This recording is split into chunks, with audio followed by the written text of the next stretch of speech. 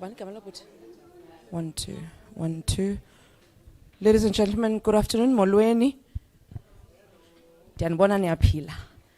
Siyabulela ngoba nilapha nathi namhlanje. So welcome to the celebration of Black History Month. In case you were in the wrong venue, this is why you are here. We are hosted by the Center of Advancement in Non-Racialism, known as CANRAD. So namkelekile. I hope niziphethe ipen nencwadi kuba sizorhabula namhlanje, sizofunda kukho i-Q&A phaa egqibeleni. And if andithethi ndizawunikhomba ndithi ndicela ubuze. Igama lam ndinguVuyokazi Bhongela, ndilibhelekazi ndingulanga. I work in this incredible institution as a director at Madiba Sport under the portfolio of student life and development. So, molweni, again, ne? Okay, Daniva. A reminder, if kukho umuntu ongekho lapha ubawela kubona xa ubuza umbuzo, we are live on the YouTube page of CANRAD and the Facebook page. Ne? Ofuna indlu yangasese, zikhona phe foyer on the left, on my left, it's the female ones, and then on my right is the male ones. Cela sizinzeni ifoni zethu sibe ku silent unless ungugqirha uzawufonelwa ube ne-emergency, just to respect the speakers. Our program is quite short. I would like to invite the director of CANRAD, Prof. Bheki Mngomezulu, for some opening remarks. Noba usamkele, Prof. Thank you.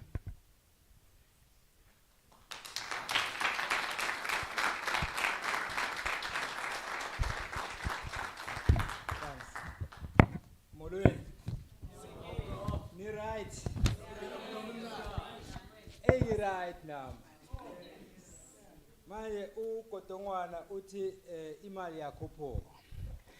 Yeah, apparently there will be some items that will go up. So I'm trying to think about that, and I'm checking with my colleagues there as to what to do about that. But the good thing about it, old age pension is going up by 100 rand. So it's a relief. So if no makulu, then try to pin their good books.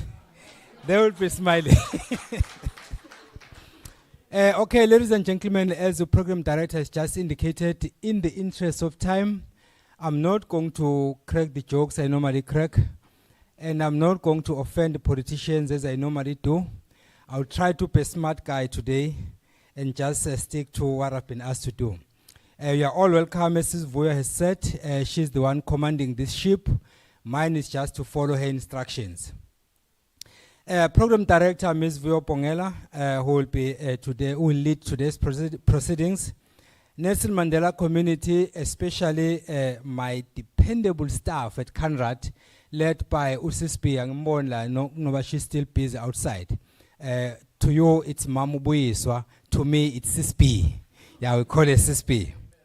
And then, of course, to our colleagues from the Department of History and Political Studies, who are working closely with us. We were with them earlier on when we had a master class, and everything went perfectly well because of the support we received from them. And then, of course, to our esteemed colleague, Professor Simpiwe Sesanti, who will be giving us this lecture today. You will be introduced correctly when the time comes. And then to you, ladies and gentlemen, both those of you who managed to come here in person, and of course, those who are joining us through virtual platforms. We really appreciate your presence and support, because there is no event without people attending that event and exchanging ideas. And it's not us talking, it's all of us talking. It's just that we take turns. I'm elated to see all of you having converged here today for this particular event called Black History Month, a celebration of Black History Month event.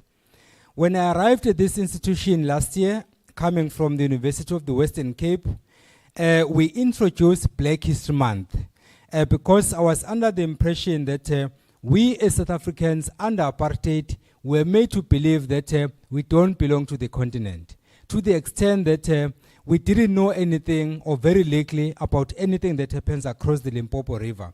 That was the nature of the education system that was introduced to us. As a result, very few people in South Africa specialize in African history, African politics, and all of that. All we know is South Africa.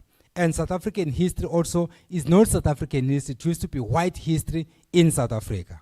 I'm not politicking, I'm just stating facts. That is what used to happen. So one of the things that I did then was because of a concern, which was also raised earlier today when we had our master class. There are people to this day who ask the question, why should we celebrate Black History Month? Because this thing happened in America and we're in South Africa. What does it have to do with us? That is political ignorance, and we are trying to fight that. People of African descent who are in the Americas, and there's a difference between Americas and America. America normally referred to North America. The Americas is North America, South America, and the Caribbean.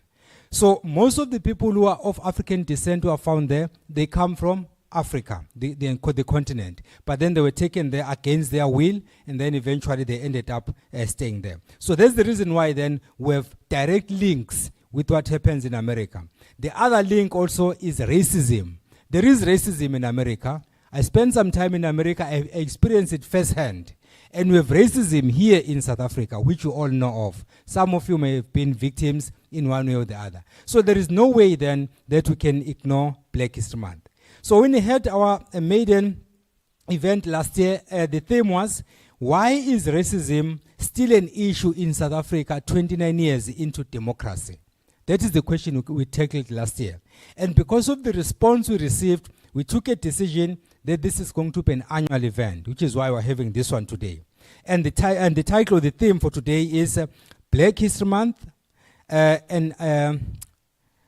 History Month, an occasion for revisiting and restoring African philosophies for genuine Pan-African liberation. We are bringing two things. One, we are celebrating Black History Month, but on the other hand, we are looking at Pan-Africanism, which is bringing African people together. That's what we are trying to do. And this year's event is important for 4 reasons. One, on 21 February 1965, Malcolm X was gunned down. And those of you who know, Malcolm X was one of the activists in America, the civil rights movement activist, and was gunned down. That is the first, and he was only age 39 years. He was still very young. And then, of course, the second reason is that 2024 marks 124 years since the first Pan-Africanist conference that was held in London from the 23rd to the 25th of July 1900. So if you count, then it's 124 years since that particular event. So we have to celebrate that to remember where we come from as African people. And then, of course, this follows an initiative that started in the Americas, more especially North America, with Martin Delany and Alexander Cromwell, and also a West Indian who was called Edward Bladen. These are the people who initiated what we now celebrate as Black History Month. The third reason is that in 1969, Kent State University students proposed Black History Month. That's where the whole thing started. In 1969, students at Kent State University, they proposed this, but the actual events took place from the 2nd of January to the 28th of February 1970. So that is when they started celebrating Black History Month. Thereafter, or therefore, 2024 marks 54 years of Black History Month, of Black History Month's existence. So that is the third reason. And then the last reason is that in South Africa, that is in the South African context, 2024 marks 30 years of democracy since the advent of democracy in 1994. So we have a reason to celebrate as well. And then yesterday, President Cyril Ramaphosa eventually announced that we are going to have our elections on the 29th of May, 2024. And then those of you who have registered to vote, then we are ready to do that. Those who have not registered yet but are willing to do so, you can still do so until the president writes an official proclamation, and we're expecting that anytime from now until Friday. So if you have not registered, go to the IEC website and then register, or go to the IEC office and register. So that is the fourth reason which bears relevance to us as South Africans. We hold this Black History Month event at the time when Africans across the African continent and in the diaspora are trying everything possible to come together, both in the political area and then also economically, as you might have heard about the Africa continental free trade area, which we're trying to trade amongst ourselves. So which then means that we have a reason to celebrate. We also hold this event as the continent pushes for the Africanization and the decolonization agenda. We've started basically undoing all that we're made to believe was right for us. We're doing things on our own. Decolonization and Africanization. This includes the call made by our own students in 2015-2016 during the hashtag Fees Must Fall movement, where students call for the decolonization of the curriculum, saying that the curriculum that you are being taught is too Western and they wanted it to be Africanized and to be decolonized. So we cannot do that until we have reference points to use in that regard. So that is the other reason. So therefore, had to look around and try to find someone who's going to help us understand this thing better. And then I'm saying we could not find a better person to do this job other than Professor Sesante. The reason why we chose him is because he's a Pan-Africanist. He's also a researcher and a scholar of note.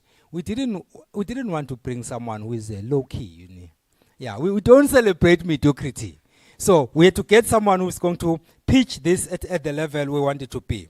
Similarly, we had to find a respondent who is equally important, who is going to understand the topic quite well, and then we went for Mr. Sonwabo Stirman. These will be introduced when the time comes. I'm just saying this by way of introduction. With these words then, ladies and gentlemen, let us please remind ourselves that there are certain concepts that we are invoking, and here they are. The first one is slavery. The second one is colonialism. The third one is decolonization. The next one is Africanization. The next one is black consciousness. And of course, the last one is Pan-Africanism. So if you are an African and you are not associating yourself with any of these concepts, you have an identity crisis. Go and do research and find out if indeed you are an African. With these few words, ladies and gentlemen, you are all welcome. I thank you for coming and please enjoy the event. Thank you.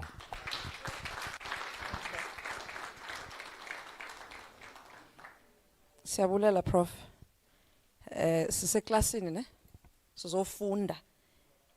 Let's not be politically ignorant. Ucho Prof. But I guess the reason and the fact that you're here, it means you are not. Prof has already touched that our guest speaker is Professor Simphiwe Sesante, who will speak on the topic Black History Month, an occasion for revisiting and restoring African philosophies for genuine Pan-African liberation. So, ngubanu Prof, as if he does need an introduction. So, Simphiwe Sesante is a professor at the University of the Western Cape's Faculty of Education. He's a former editor of the International Journal of African Renaissance Studies. He holds 2 PhDs. Zawuphoza kuloo ndawo. Not one, but 2 PhDs. Prof did say, asibizanga foko, ne? He holds 2 PhDs, one in journalism studies from Stellenbosch University and another in philosophy from Wits University. He has taught at Stellenbosch University's journalism department, at Nelson Mandela University's Department of Journalism, Media and Philosophy, and at the University of South Africa's Institute for African Renaissance Studies. He has published in accredited journals, mgooglisha, he's Googleable. He has published in you know, young people say Google me. Prof can say it and really back it up. He has published in accredited journals on variety of issues, including education, African philosophy, gender, journalism, politics, and spirituality. In 2018, he was awarded the NRF, which is the National Research Foundation's rating, C2, as an established researcher. Ladies and gentlemen, please help me welcome Professor Sesante Uchonyane Udigiza.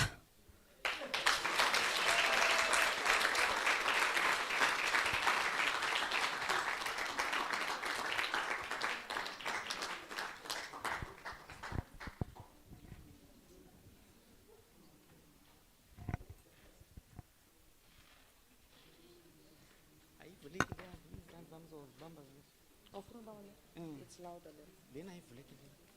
Ayizivuleka. Ayilayite nyanga. Nohamba. Yandenza stress le. Izandla zami ndikhula zikhuleke. Hayi. Siyavana? Hayi ndicela ule iwandiziso. Oh yes, kukho abantu abasimameleyo kaloku laa ndawo. Kulungile ke. Ngicimile ke. Ujonga ixesha. Igama likaQamata lakuhlala lingcwele. Igama lakhe lakuhlala lintloni. Ngokuba ungumdala ongajongwayo. Ngokuba ungumdala ongolathwayo. Sondele kunike bokhokho. Sinqule kunike eminyanya. Sithi zitherezweni namasiko yenu. Mawakhe igazi lethu. Thula nemithanjeni yethu. Ukuxabisa ugokwethu. Hlaziyane ezingqondweni zethu. Ukuzazi basisizwe. Dedisani ilifa elimnyama ebomini bethu. Kuvele ukhanya. Sinike namathongo ahlambulukileyo. Ngawo sizuze impilo nethamsanqa. Ngokuba amandla negunya lelenu. Masitheni icamako. Sicenge zohlula semakhosi mazini zakwaqhenebe zakwaququza kwasithonga saluzwa kaDukwa namahladi za masitheni icamako. Sicenge ezozizwa semachonyeni zakwadikiza zakwasawa zakankomo zakamthuzimele zakachungwa masitheni icamako. Sicenge ezozizwa semangqosini zakwaciwo shotiti bonozinga abantu bomlamba besuthu masitheni icamako. Sicenge ezozizwa semachaweni zakwachiwo zakwakhawuta zakwaphalo zakwatoko zakabhotomani zakabulaza zakwanyamana zakwankosi yamntu masitheni icamako. Sicenge ezozizwa sesithathini zakandebe zakwachisana zakwakhophoyi masitheni icamako. Sicenge izizwa semantandeni zakwasopitsho yemyeme ngube ingcokoma zondo ntsho maqaba kadliwa dliwa zimbuze nxa unyulo komthika kuvele bambhenselo madiba masitheni icamako. Sicenge ezozizwa zasemanta kwendino tyebele entlo mentuko libelo khwangwashe masitheni icamako. Sicenge ezozizwa semazangweni zakwakhwalo zakwancuthu zakwamlanjana zakwasawobesi zakwangqali zakwankume zakwamalityeli zakwagula zakwanikwato masitheni icamako. Ezo zizwe zegqirha semampali otshaya ingombo notyeto khipha amandla masitheni icamako. Izizwe zengethe masitheni icamako. Ezemiqolomba masitheni icamako. Ezekomkhulu edlokuvayo masitheni icamako.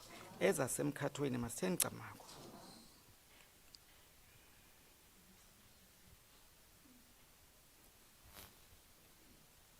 I am not in a position to translate any of that which I have said just now because it is not translatable. But for those who do not understand, it is simply a message to a world beyond the present. The world inhabited by those who are the brave ones, the beautiful ones, our ancestors. It is not a statement of false modesty to indicate that as it is, my knees are shaking and you can hear my voice is getting hoarse. It is because I'm afraid. I am forever afraid when I'm going to be speaking to people. I'm always feeling very nervous because I want to do well. But I know that it is not up to me to do well. And so I must invoke my ancestors so that they can give me the necessary strength to give me the courage to do what I need to do. Professor Mngomezulu, thank you very much for inviting me over on this very important occasion and for hosting me here, and to all your colleagues in CANRAD, the Political Science and the History Department.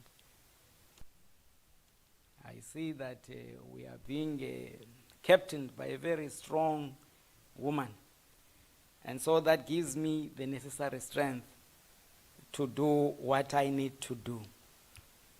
It is a guidance from the ancestors, Professor Mngomezu, that this be guided by a woman.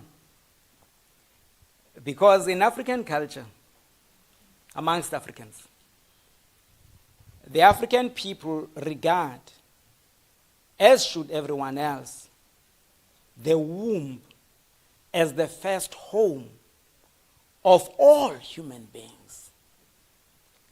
And therefore the womb is a sacred space in African culture and philosophy. If you do not believe me, look at the symbolism of Kemet that is called ancient Egypt. They've got an ankh in Kemet. And I'm wearing it on my finger, the middle finger, the right one. There is a shape, and this is the round shape, and there's a waistline here, and then there's something else.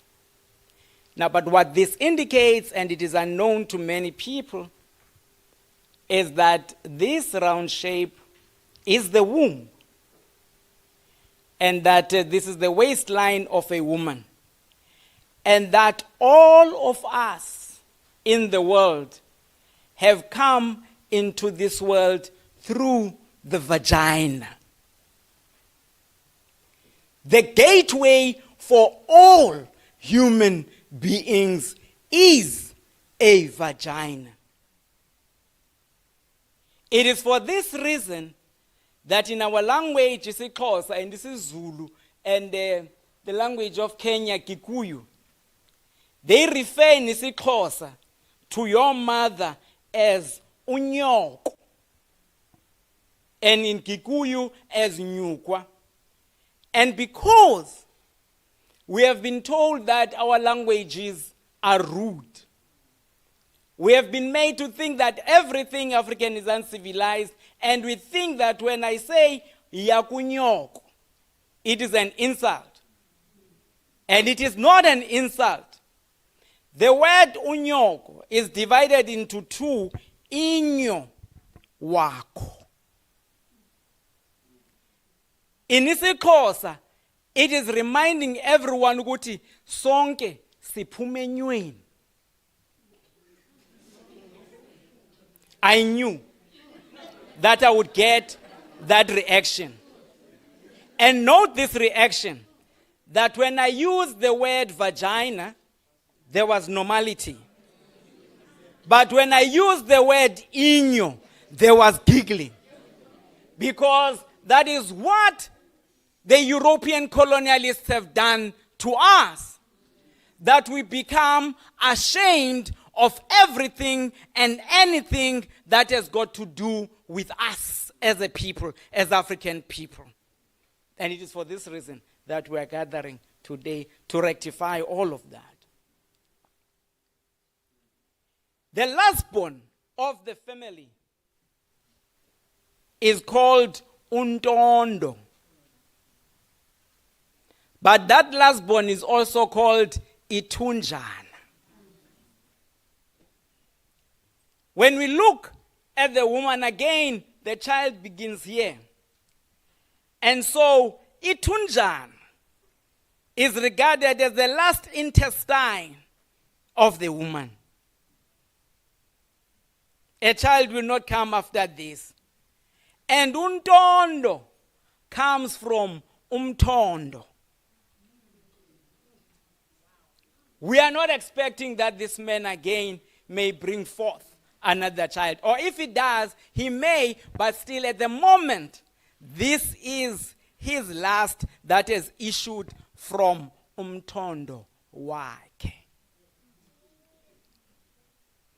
And so, what then does this tell us? I see that there are some young men here who have just returned from the initiation school.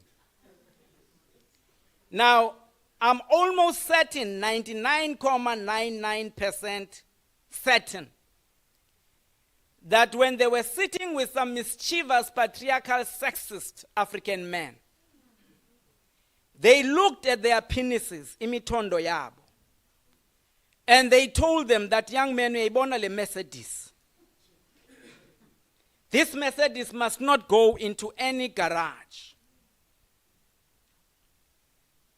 You must make sure that you select a woman that you do not intend to marry, so that you rub off fat on her.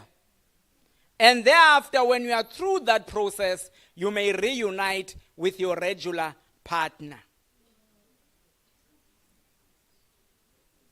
In other words, in the initiation school that is supposed to make boys men, they are molding animals that are going to push in and out their penises without any feeling, And is it any wonder that then we see men being rapists?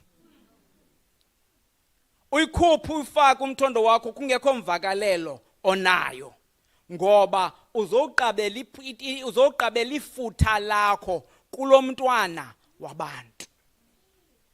And yet lo muntu oza kwenza lonto, this person who's going to do that himself comes from inyo. What otherwise should have been taught in the initiation school is that young men must revere inyo because that is their gateway to life. They are being told by senseless African men that women have got nothing to do with initiation. And that is completely false. In the days when Africans were Africans, they had land, they had everything at their disposal. It was women who built amatondo okanye amapembe. Because it is women who are able, who have got the art to build homes. But when you look at the pictures, the old pictures of amapembe, you will see that the shape of ipembe is round. I'm not talking about these plastic things that you see today that dehydrate these young men. I'm talking about the days when Africans were still Africans.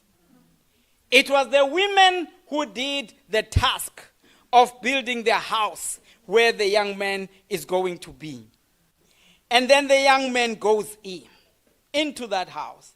Now the shape of that heart is the shape of the womb. It means that this boy is going back to the womb so that this boy is going to be reborn as a man, from being a boy to being reborn as a man. And that is the teaching of our ancestors. And if you do not believe me, look at those two young men. They are covered in red ochre, and the red ochre represents the blood of a woman when a child comes into this world. The child, when it comes into this world, is covered in blood, and it is the blood of the woman.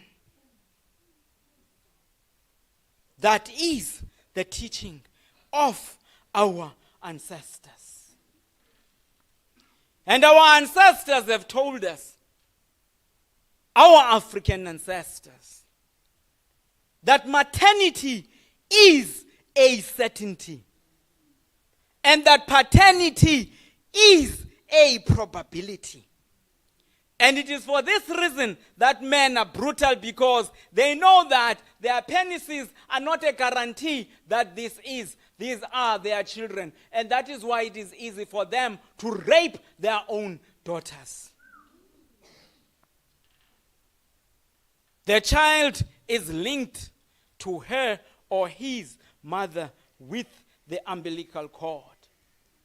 And it is for this reason, for that reason, that a mother of a child may be in Johannesburg and the child may be in Port Elizabeth. But when something happens to that child, the woman feels it.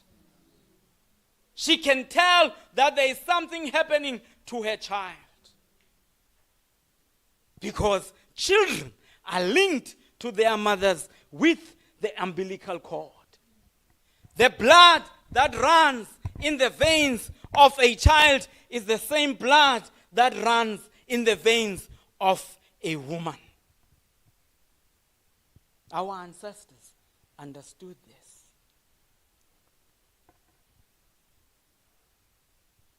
And so then, what happened? How did we lose the way? There came a people from somewhere who told us that they knew God better than we did. They told us that this God is a male. This God created a son like him who is a male. He began by creating a particular man. And he gave him a name, this God. And when this man was lonely, this book tells us, this man was lonely. And this God then extracted from beneath his armpit, from the ribs, a woman, so that this woman can stop or help this man to overcome his loneliness. In other words, a woman was created for the purpose of doing away. Things went wrong, and of course, this woman was blamed. And so then, this woman was told that because she has done wrong, when she gives birth, she's going to go through pain. And so this beautiful gift of giving birth was regarded as a punishment. And we are told that the sin came through this woman. And it is for this reason then that a particular man that is highly revered in this space then comes around and does something amazing. Let us pause about what this young man does. Let us look at what white people did to us. White people said we, the African people, are the child race. We are children who cannot think. And they are adults who think at all times and even think on our behalf. And so, what does an adult do? An adult loves its child. What does a child do? A child must obey the parent. The white people are the master race, and the black people are the obedient race. Let's go back to this man. This man then says, men, love your children, your wives. You women must obey your husbands. The master gender and the child gender. And so we believed. We were swayed from the teachings of our ancestors. We were told that just as God is above there, beneath him is one man, and below that man is another man, and right at the end are the women. And this man tells us that women were created for men, and is specific, and he says it is not vice versa. And it is for this reason that some men feel entitled to sleeping with women by force if needs be. Whether this woman is in the mood or not is neither here nor there. When a man must have sex, he must have sex on demand, because women were created for men and not vice versa.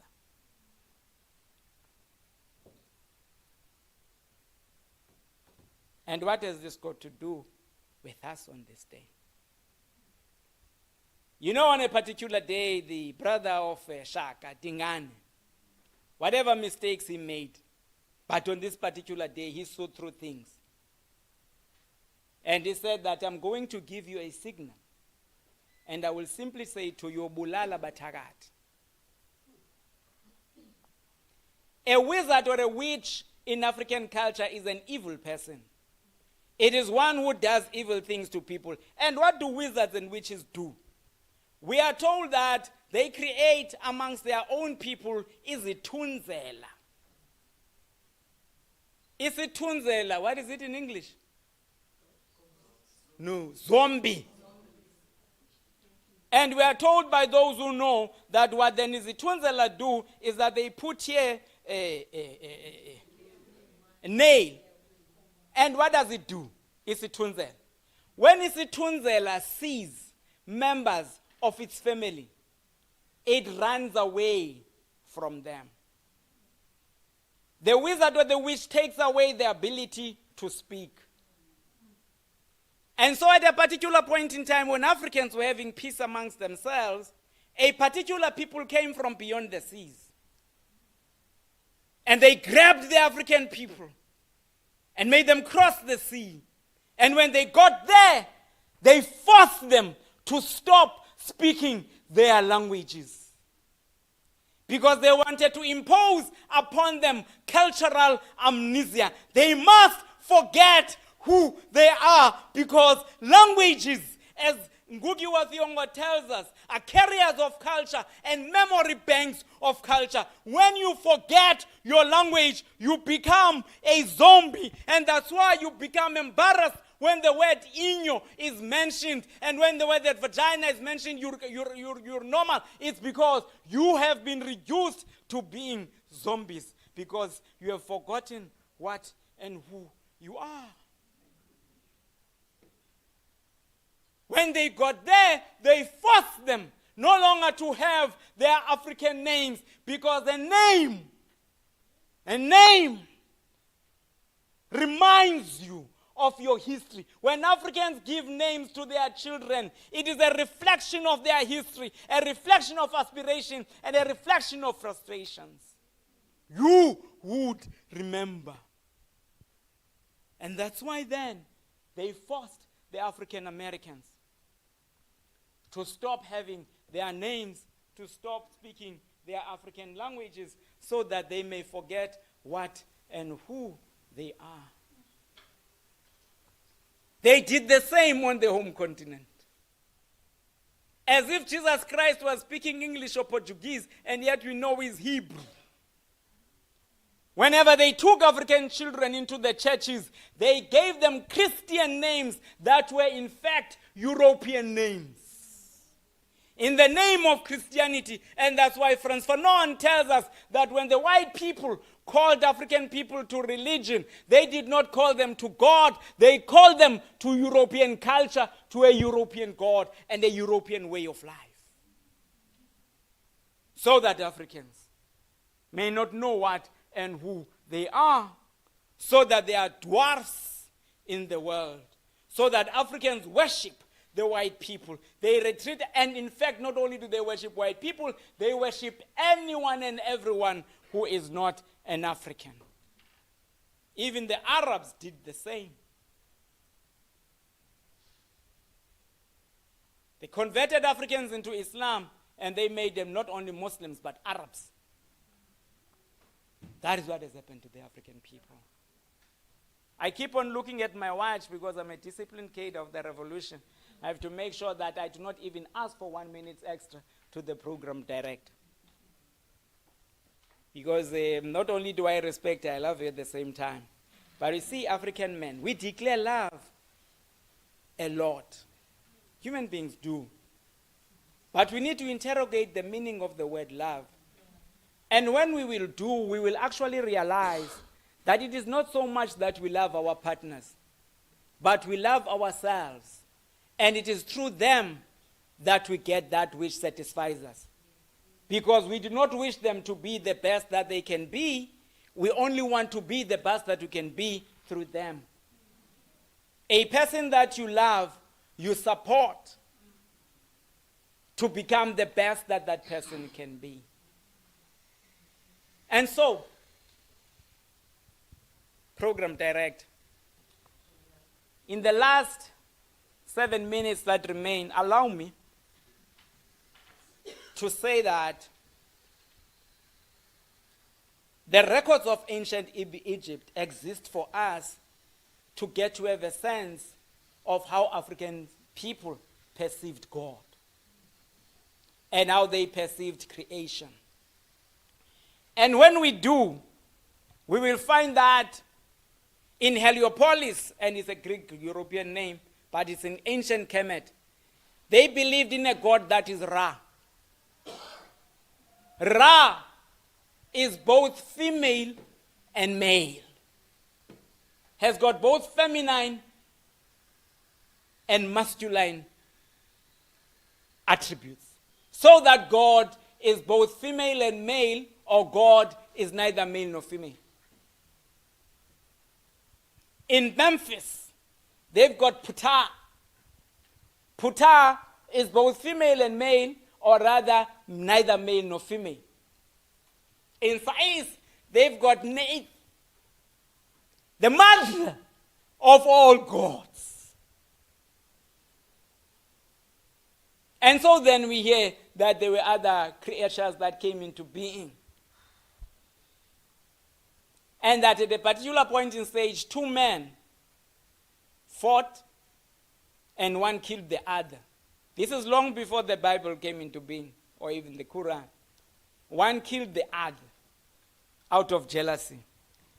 And it is said that this woman, Isis, after this man had cut into pieces the body of this man, went out and gathered all the pieces of this man and put them together. And through some powerful forces, enabled this man to make love with her so that she could give birth to a child that later avenged his father. When Kizebo analyzes this metaphor, he tells us what should be obvious to everyone. But let me tell you what the Ohafo in Nigeria teach. In Nigeria, the language of, they say that there's a saying that a man's penis scatters and a woman's womb gathers. Literally, when men ejaculate or when they pee, their urine goes in all directions. I should know because I'm a man. And the same with their sperms. They go into all directions. A woman gathers. In life, men create wars and wars and wars and wars. They kill and kill and kill and kill. It is women who always clean up the mess. Our ancestors taught us that women are divine because, as we should all see, it is women who have got a contact with our ancestors. It is through women's womb that we are reborn over and over again and that we come into this world. It is for this reason that when we go, our bodies are being buried. We go back to Mother Earth. So from our mothers, we come. And to the Mother Earth, we complete our journey. And so therefore, the metaphor, program director, is that women should know from an African cultural perspective that they are the ones who have been given the responsibility and the leadership to lead. It is up to them to recognize. It is not a responsibility that they shall be given by men. Men will not gladly and willingly tell them.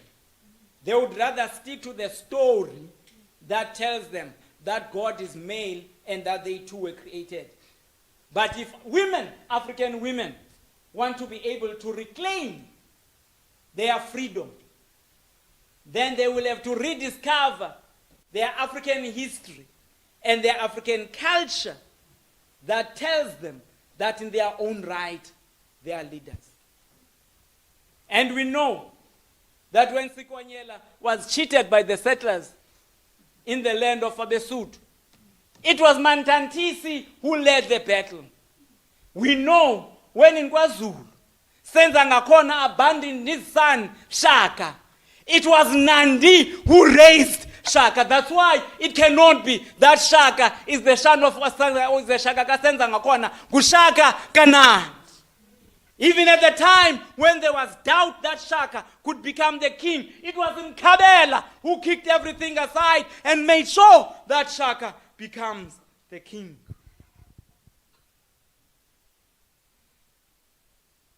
It is the history then of our ancestors that we find throughout the African continent that appreciates women that affirms them. And on this day, therefore, I just came to say to our sisters that reclaim your Africanness and do what you need to do. The ancestors are looking upon you and are looking up to you. Come on.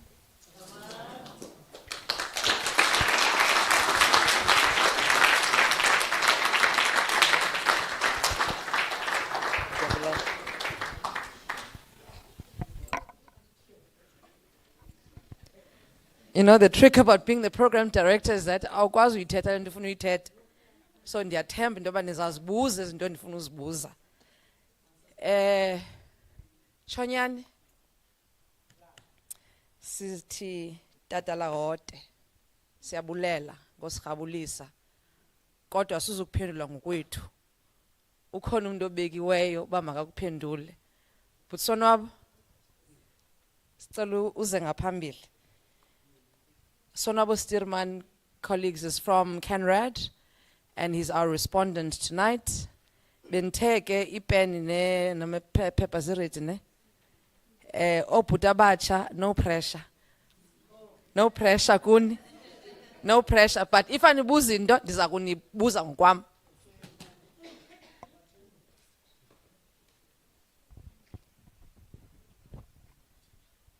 One, two. Am I audible, colleagues?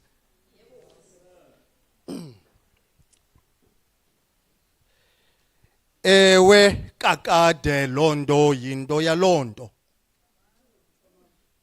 Thina ke nto zaziyo asothukanga nto. Sibone nje kamhlophe sathi bekumele. Sathetha engqondweni sathi bekufanelwe. Xa ke bekungenjalo bekungayi kulunga. Ngoko ke sotase kwaqala ukulunga. Program director Sisvuyo, the son of the soil, Professor Sesanti. Ladies and gentlemen, ndivumeleni ndithi molweni emva kwedinar. Prof. Sesanti, as you were talking, I found myself almost in the wilderness. But to get myself grounded so that I don't lose myself and I don't lose what you are dishing this afternoon, I had to constantly refer back to the theme of the day. And I think it sums up this beautiful and delicious dish that you just dished. Just to remind us of the theme that says Black History Month, an occasion for revisiting and restoring African philosophies for genuine Pan-African liberation. It's a very long theme for me. And I had to underline a keyword that will guide me, that will try to make sense of what you were delivering, Prof. Sesanti. And that word for me, in the midst of this theme that you have provided us, is restoring. And I think what you were reminding us this afternoon, that we need to restore something. That is what I am taking. Steve Biko talked about the agency of restoring people to their true humanity. And those are the values that Ubabu Steve Biko lived and died for.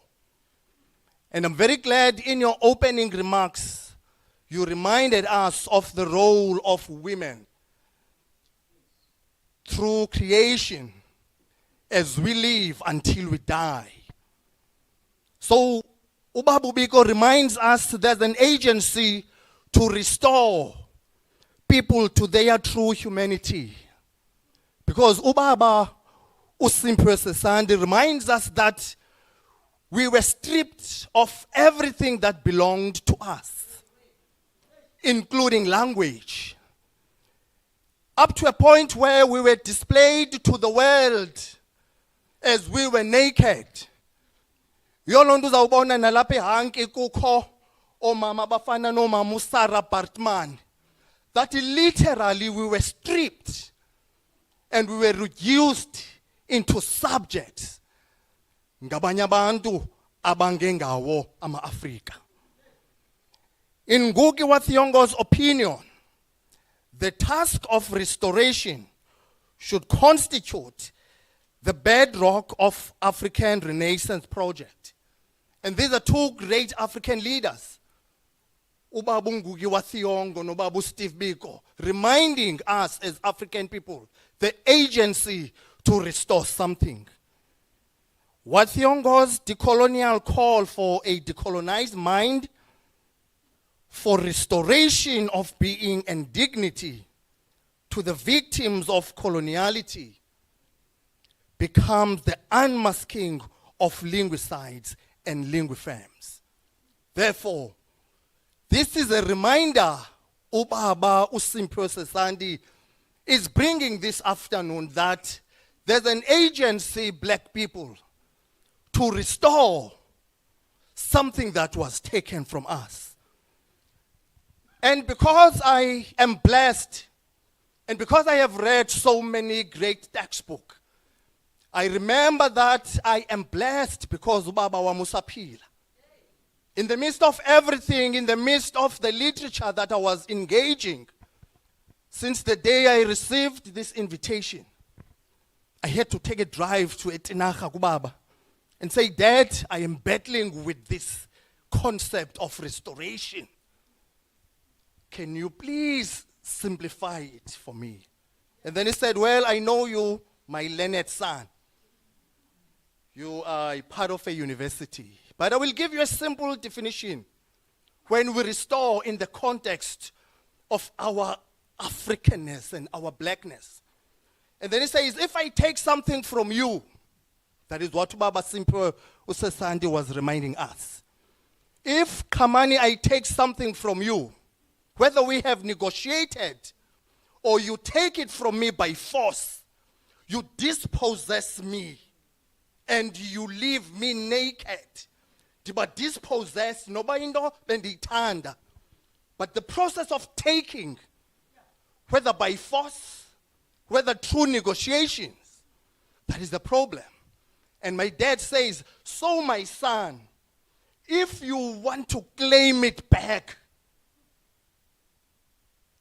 you claim something that was taken from you, regardless of how you are negotiating.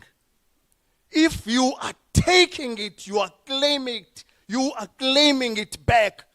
That is what I would say is a process of restoration. And I say, well, Dad, I think you have just simplified it enough for me. And then he said, but be careful, because the process of restoration is a very tricky one, because you will be confronted with resilience. There will be resistance from the people that you are trying to take something from. And people are very comfortable, because if you take something from me, after years you think it's yours. Now, if I go back and come on and say, Mr. Sneff, I need it back, there will be resistance, because you are too comfortable. You are used to control this object. And my dad says, so you need to be very careful. That is what Baba Sesandi is reminding us when he talks about Baba Ngugi wa Thiong'o, that our languages were taken away from us. And we were introduced to the Western concepts. Uthetha ngevagina, thethe nangenyo.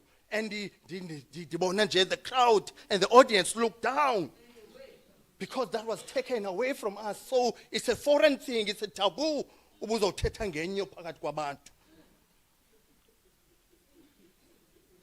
Therefore, when we restore, Baba Sesant, when we are taking it and we are bringing it home, you must claim what is yours.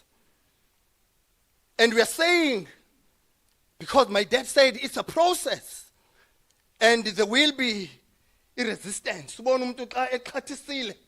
ngoku into ingeyo yakhe but axhathise. And he said, you need to be able to sweat in the process. And if you are running out of sweat when your body is now dehydrated because you have exhausted all your energies, you need to be willing to bleed.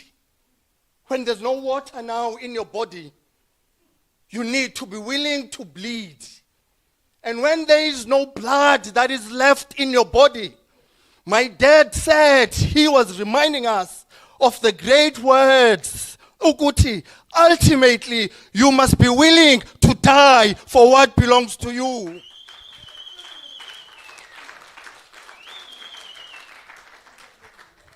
We must not sell our souls, ladies and gentlemen. That's what Prof. Sesanti is reminding us. We must die with pride. We must die with dignity, intact and unbroken. How sad would it be when we die and our ancestors, they can't even look through our eyes because we have sold our souls to the enemies. It is better and it is best when we die for a true cause. We die with our dignity and we die with pride. When the on the other side of the world, that your ancestors, they look through your eyes. But yes, we can see you are wounded. Yes, you are tired. But you have fought a great battle. The tactics of the enemy, Ubabu Sesand is reminding us that this is a very smart enemy in the context of black history, in the context of our blackness. And this enemy says, it comes with room NJ full of spectators, full of black spectators. It comes and it disguises and it camouflages and it listens to the conversations of the black people. We need to be strategic in our battle as black people. When we are down, the enemy will reach out. And all along, the aim is to oppress and to suppress you. We need to be mindful of those invisible hands in our spaces of this nature. That the enemy is here. When they talk about black skins and white masks, people are disguising. The city says, and all along, the aim is to suppress us. We need to be extra vigilant and to be extra careful. The enemy is within us. And we need to defeat the enemy. We need to restore what belongs to us. We need to be brave. We need not to fear. Ilando umvumtu pa didimna ndisuke tinarha athi kuzawukwaziwana izawufaphi yakhona okanye izawuyaphi fa khona. However the expression is, kodwa ilando ithi kuzawukwaziwana. This is what Prof. Sesanti is reminding us, ladies and gentlemen, namhlanje. If you look around, this is our battle. Jonga umuntu osecam kwakho, you see a black skin. Therefore, siphelele. We don't need any extra hands. We can do it ourselves. As Bandivala, program director, 10 minutes. I want to dedicate this day, this moment, to a black excellence. Those who are resistant. To the NESFA students of all the universities across the country, our black sisters and black brothers, our sons and daughters who are finding themselves wandering in the streets of Summerstrand, abangenanto yokutya.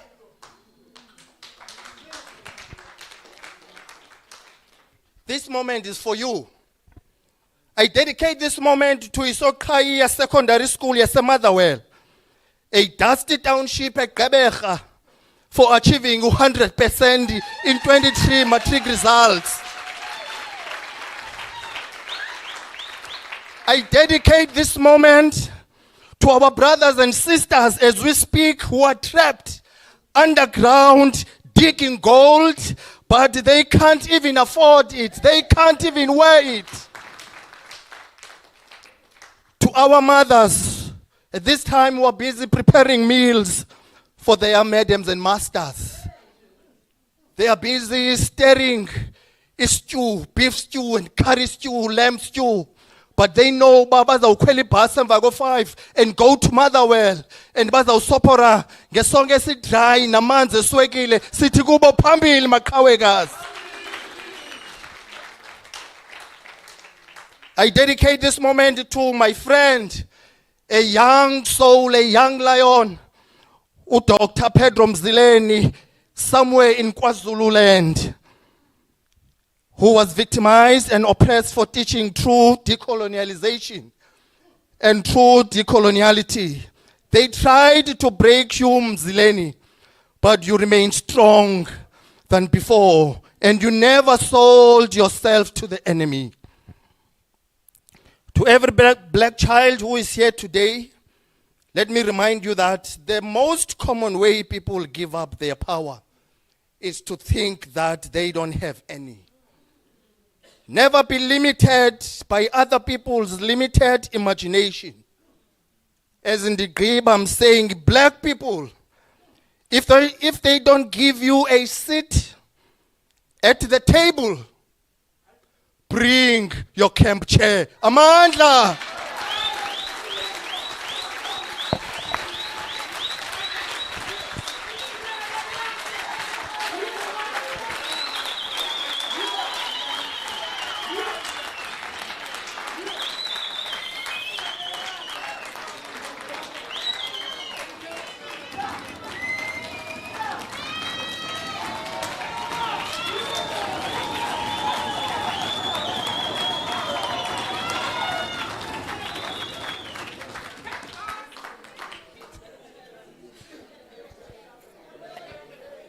And the camp chairs in this now, ne?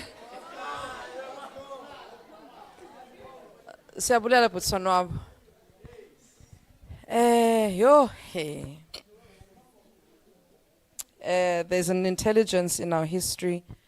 There's an intelligence in our names. There's an intelligence in who we are. Gama lam ndinguVuyokazi. Professor Santi nguSimpiwe. And then usonwabo nimbonile ba wenze ntoni. So what's in a name? Professor Santi beyithethile lento. Siyabulela, gentlemen. Now we're going to have a roving mic. I hope your questions is gone. Kuba zikho ndizazibuza ngokwami apha kuni. We're going to go through 2 or 3 rounds of questions. I'll gauge the appetite in the room. Please introduce yourself. Niyasazi mosithina ngoba sithetha ngobani ne? Nathi sifuna ukwazi ngubani igama lakho. You're a student, you're a staff member, what you're studying, which year, but please keep it brief because we'd like to have as many people babuze as possible. Yoqala question. And also who you're directing a question to, because we had 2 people speaking. We have student leaders and former student leaders in the room, and Savui. 1, 2, 3. No pressure. 4. Yay, there's a lady. 4. Upper front, Kalak Puti. That's right. We'll keep the preambles short, ne? Okay, cool. 1, 2.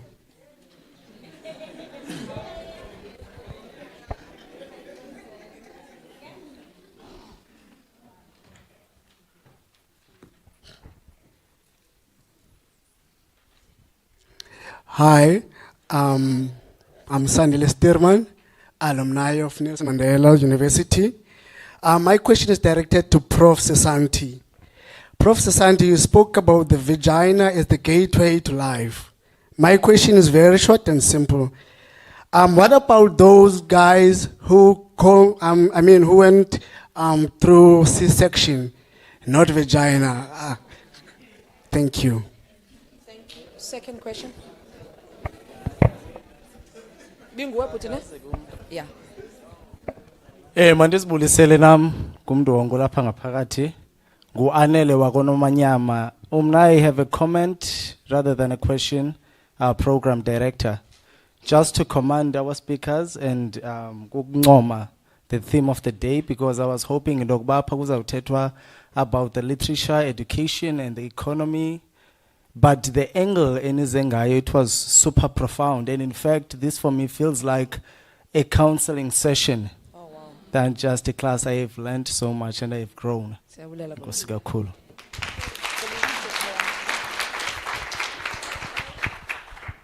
Kudos to the CANRAD team for putting the theme together. Good evening, everyone. I'm sure you can see me. All right. Evening, Prof. And evening to our speakers, and thank you for your remarks. My name is Wongale Tusimayile. I am a student here. I am doing law, a master of laws. I have a number of questions. I hope to keep it short. We are speaking English. Colonization is... No. I'm saying the fact that the whole session in the majority was English, because it shows us the extent that colonization has gone. I also want to comment on the young men who are coming from the mountain. You can see they are wearing suits, which is also colonization. But very interesting input, Prof. My question is in relation to women. I think the overarching theme in your speech was women and how the role of women and the value of women in Africa, and how. But I have a concern. Maybe it was my interpretation.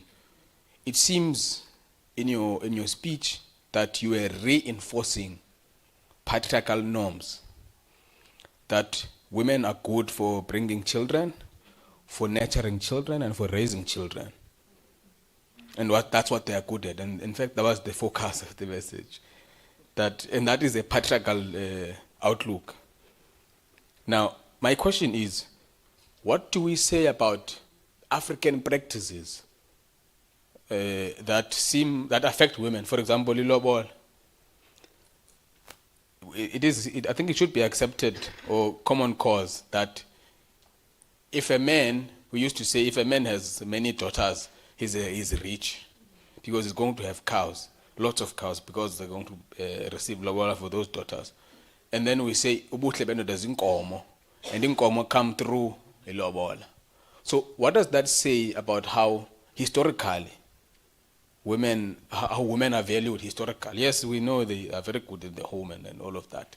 But what does that say, that practice? And then secondly, okay,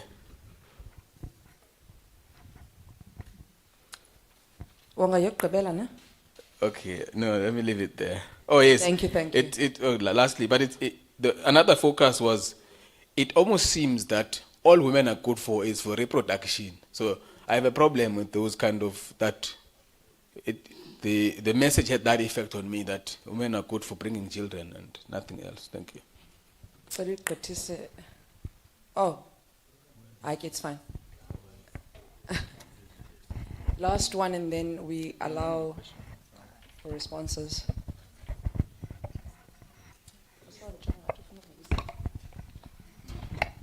Good day, guys. Igamong Magtikhandile, Wakafumbatha Ifani.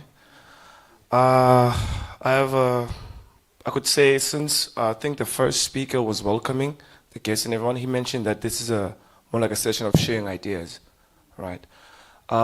Professor Sesanti, you actually mentioned something about Kemets who are gods. They've always been the pictures are depicting a man and a woman, or like godly way. It's God, but it's a man and a woman. It's always so. God is neither a man nor woman. what if the idea is there that a woman and a man, when they join together, they represent God Himself? Like in every God, in every picture that is actually has been drawn by the Kemet, every God has always been depicted with a woman next to it. Always there's a woman next to it. But what if that is a sign and a record of showing us that through man and woman there's unity? And just like the saying goes, behind every great man there's a woman behind him, right? And also the idea that I also want to plant in each and every mind that is actually around here. Also, Mr. Stirman mentioned the fact that there's a school in Quebec that actually achieved 100% pass rate. What if that through our nature, through what we can do as a person, is depicted through on our daily lives? Yes, apartheid has actually done their due diligence. They removed our history, they removed the records and everything. But what if the true learning of humanity, what if the true learning of who you are is in your daily life? What I'm trying to say is, just like he has mentioned that the school actually achieved 100% rate, look at every avenue that you place a black person in. They always thrive. They always become masters of every ship. They've always become masters. So what if through that, it's also a sign of showing a symbol that you can be the best that you can be.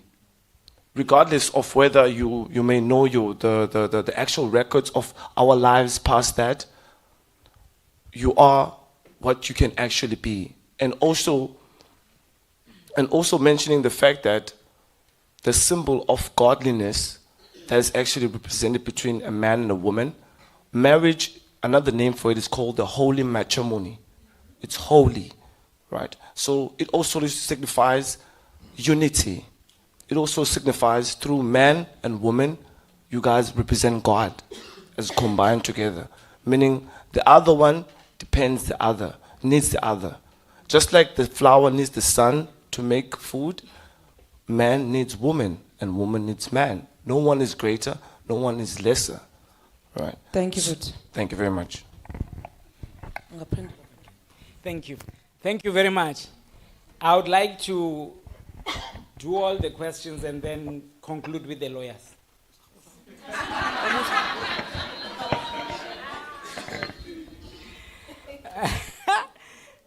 Regarding my son who just spoke now, I fully concur with you. Our ancestors taught that God is unknowable. And they did not say that God is unknown. We know of God, but we do not know God. And so they had the humility then to say, when we speak about the narration of creation, they have the humility not to claim that God said. They say that this is what we say, because they were trying to make sense of this creator. But in that humility, they then said that God is neither male nor female, or rather God has got both the attributes of a female and a male, and it is for this reason that we are created in the image of God. But the emphasis on the part of our ancestors was not to state specifically that God is male, and therefore on the basis of God being male, males are superior over women. Because we know that on this very day, that many men use the script to justify their oppression of women, to tell women that they must be in the corner, women are going to be exploited, and all this is done in the name of God. And so we raise the teachings of our ancestors to show that indeed our God was the God of Ma'at, the God of justice, the God of truth, the God of balance. But everything that you have said very beautifully, and I'm not disputing anything, I'm simply illuminating what you were saying. Thank you very much for that remark.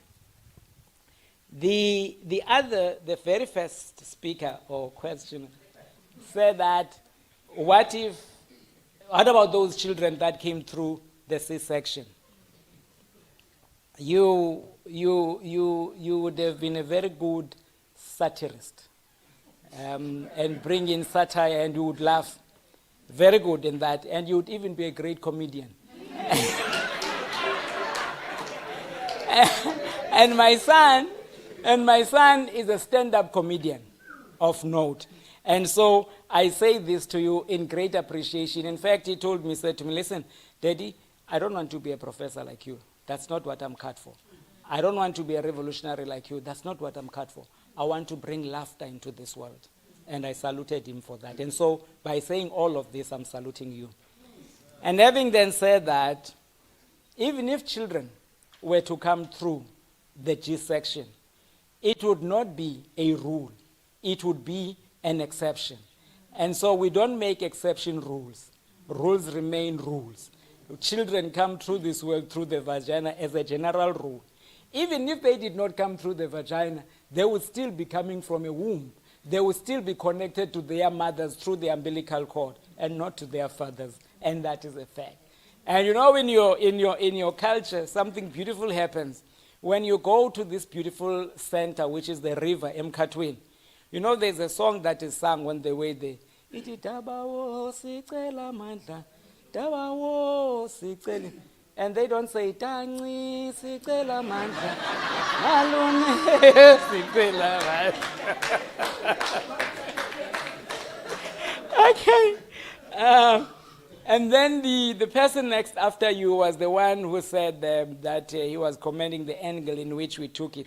I recall that Professor Ngomezu, when he was inviting me, he reminded me to us, Santi, please, man, bring us something that is written so that we want to look at it now, and then later on, you are going to bring the real thing. Then I said, please, Prof, I'm begging you, I want to go there and speak to the people heart to heart, direct, eye to eye, without reading a paper, because I would like to have a direct connection with them. And he had the grace to accept that. And Iqadi, from the moment that he had, and Professor Mngomezulu did not know this, the moment you approached Iqadi to be the respondent, he called me that very same night, and he was trembling, saying, Prof, please, you must give me that paper. I said, Daddy, the ancestors have spoken. Amakadi have chosen you to come here to speak, and they will give you the necessary power. You are not dependent on me, you are dependent. So let's just go there. Even I will not bring any piece of paper. You would have noticed that I didn't come with any piece of paper. He was the one who believes in a piece of paper, and he came with it. And so, and so I told him the ancestors will take care of him, and they did. And now, thank you very much for that, and for that, basically you were commending. Now let me go to the lawyer, LLM. Ow. LLM, you are very brave. Unesibindi.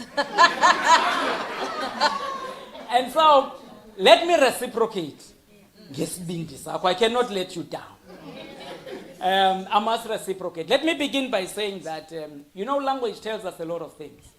Our ancestors, when the Eurocentric education was introduced to us, when they saw lawyers of your kind, they did not say, unlike the isiZulu-speaking Africans, they did not say abamili, but amagqwetha.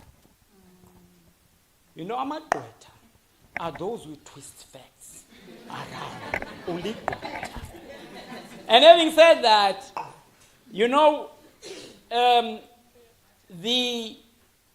what the oppressors do is that they tend to twist and to turn your gift into an instrument of oppression. Our ancestors were imbued with a sense of Ubuntu. They extended hospitality, they expanded kindness and all of that. And the colonialists kicked them in the teeth and said that they were childish and stupid and they knew nothing. In return for the humanity and the humaneness of our ancestors, the European colonialists took the land, they took everything. And it is for this reason that many today do not want to hear anything about Ubuntu, saying that it is a weak concept that can be used and misused by anyone. That is because Ubuntu is in a distorted version. But we do not regret having Ubuntu only because Ubuntu was turned against us. The point we forgot is that Ubuntu is not merely about kindness and all of that, it is also about justice. Another day, you should know that then in your conversation. But women, therefore, having the reproductive ability is not a sign of weakness. Never mind that it has been reduced to something that is a sign of it. It is a great gift because you would not be where you are and I would not be where I am. But of course, you were focusing on that. And let me also state that lobola, there is no translation for that word. What we have been told is that the lobola is a bride price and all of this. Credo Mutwa teaches us in his book, not in Daba My Children, but Isilwan, that a woman cannot be sold and she cannot be bought. There is no price for a woman. Therefore, it is a misnomer to refer to ilobola as a bride price because women are never sold. It is for this reason that women in African culture, umampele lo, if the two of us were to get married ultimately, she would...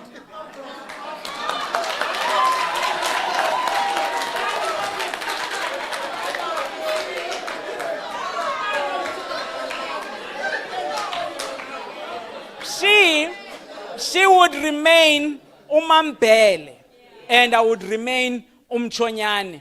Unlike the European tradition, where when we get married, she becomes a Mrs. Sesanti. That is a property of Abo Sesanti. It doesn't work that way.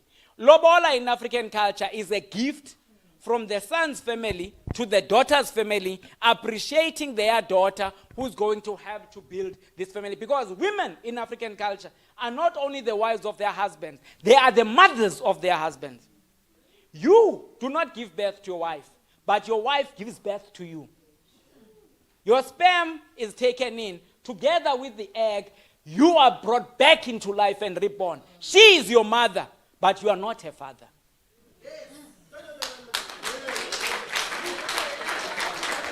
And the point then that you missed, sir, is the point that I made, but I don't blame you. I said that Mantantis was a military leader. She was a military strategist. She was a leader. I could have told you about Nzinga in Angola, who was also a military strategist. I could have told about Asantewa in Ghana, who was a military strategist. If there were time, I would tell you about kings who were females, not queens.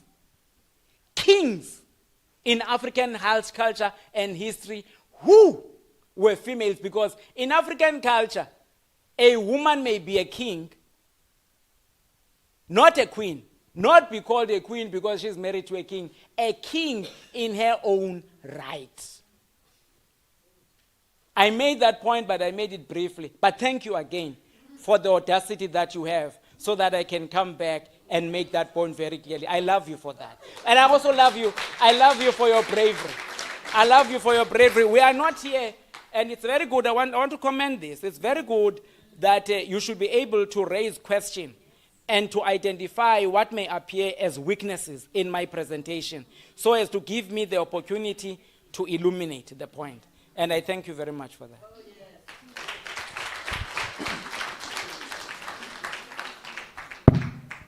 All right, thank you so much. I think, Dina, the questions but just to come closer to you, my brother, Anele, I appreciate your comment. And I think I want to invite you and everyone who's part of this conversation. Because sometimes when you are in a session, counseling session, it just ends there. And I think what we need moving forward is a true activism. We need to act. So I appreciate the conversation, but you feel empowered. And I think I want to invite all of us that we need to take this forward. Ezindonga wena sometimes ziyathanda usongamela. Ubona ngathi siqhinqa ndawoninya zezo conversations, ufanele ukuthi njengoba uphuma isingesi simkile ke. So njengoba uphuma uzive ba ubambekile. Kanti ke we need to enforce that element of true activism. But again, thank you so much for that comment. And then to my brother, my brother, what you've said about our abilities. I was laughing, Prof, and when I was listening to the news beginning of this year. All of a sudden, because Isokaya achieved 100%, and the principal is saying, wow, we don't have a space anymore. Every person in Motherwell wants to, register their children at Sokaya. And that is what the system has done to us. Because, Cowell, we can do it, but all we need is resources.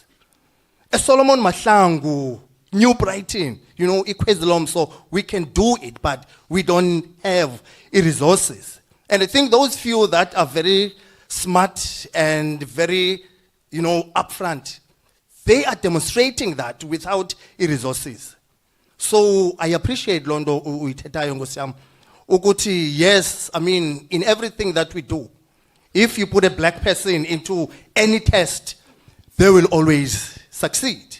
And even the greatest mathematics, the greatest geometries, ka uzawujonga its origin. It was invented in Africa. So that means Africa has all the abilities to establish great things. Even, in the context of VW, you laugh, I always go to VW because the Shalitinacha, you see, all these people wearing ties, but we thought, this design in the system. And the black man would just come in blue overalls. They are the ones who are holding the keys for it designs the motor, for the engine. By crack the engine, but in the Bible sell through their blackness and through their own abilities. So the ability is there. We just need to believe in ourselves, even as Africans. Uba, we can do it. Whether on a title, whether you have what, but as a black person, what Prof is saying today is that reminder, that constant reminder, Uba, we need to believe in ourselves. And we have it all. We have figured it all, but we need to act. Thank you for you. We've got a...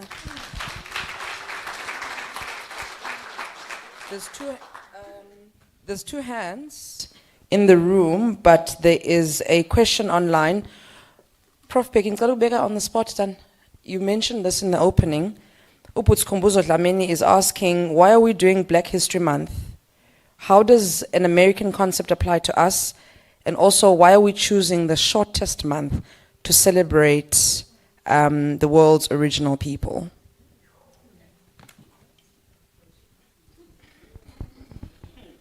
No, thank you very much. That's a very profound question.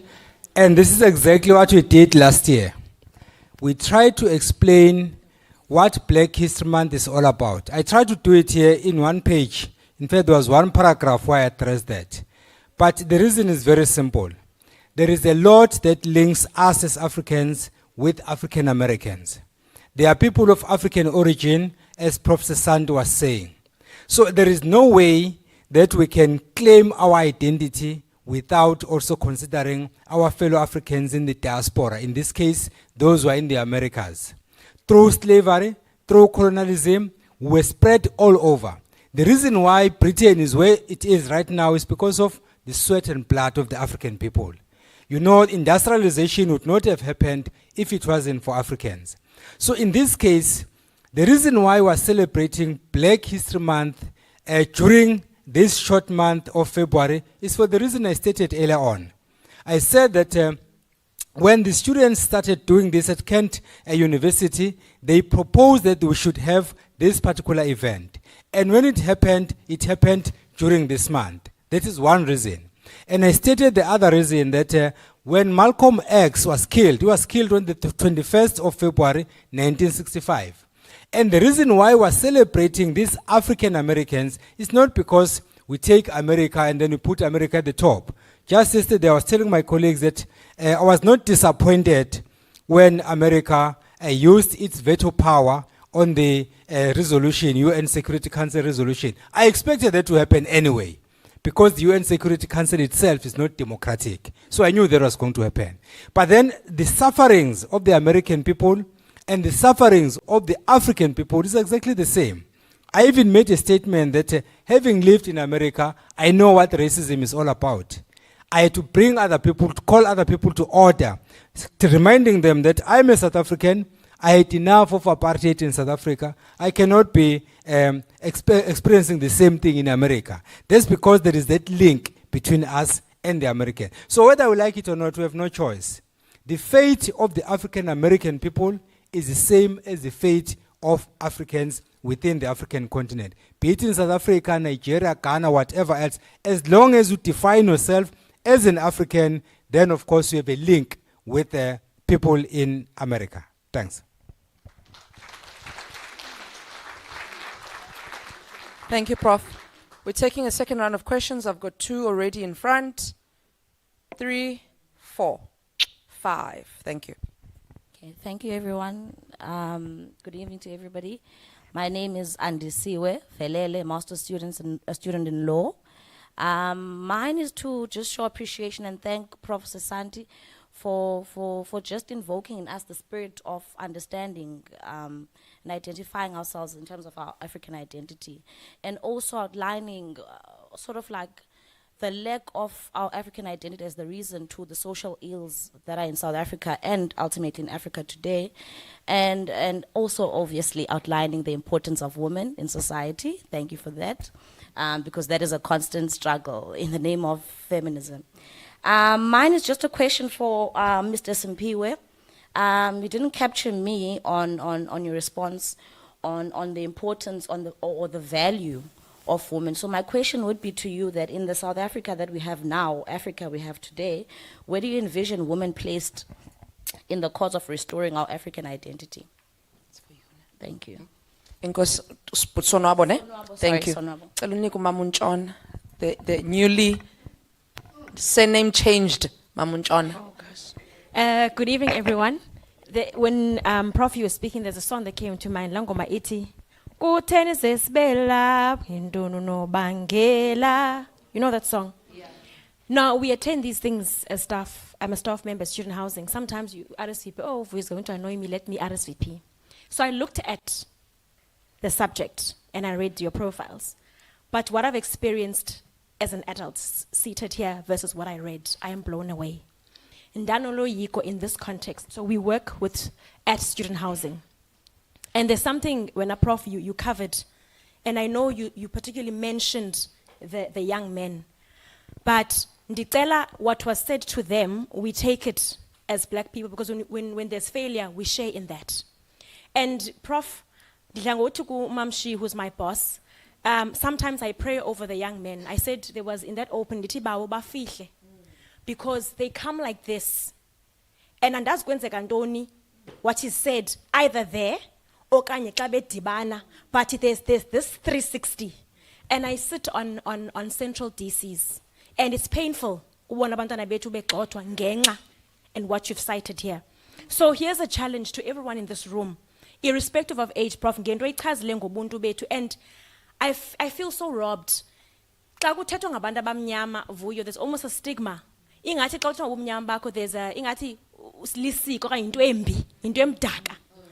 and I was mentioning here, I had a very bad tummy ache.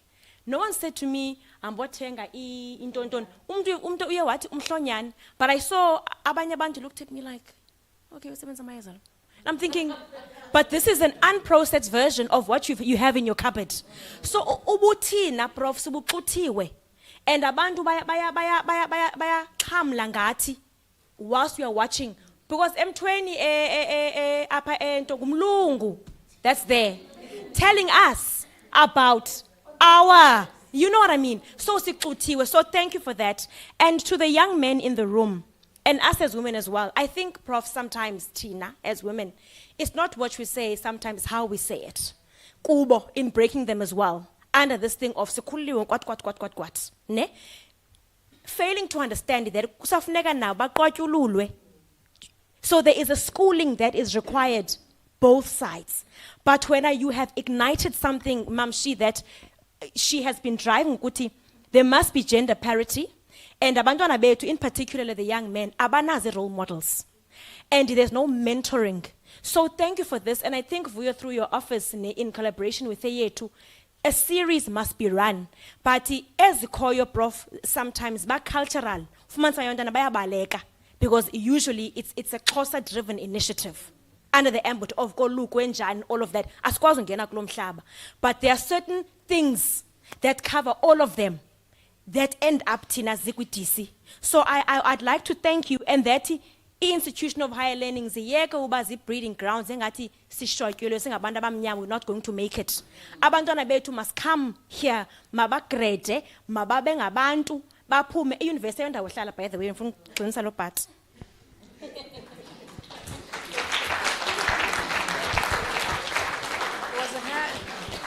There was a hand at the back. University yondawo hlala. Uyafika ufunde uhambe.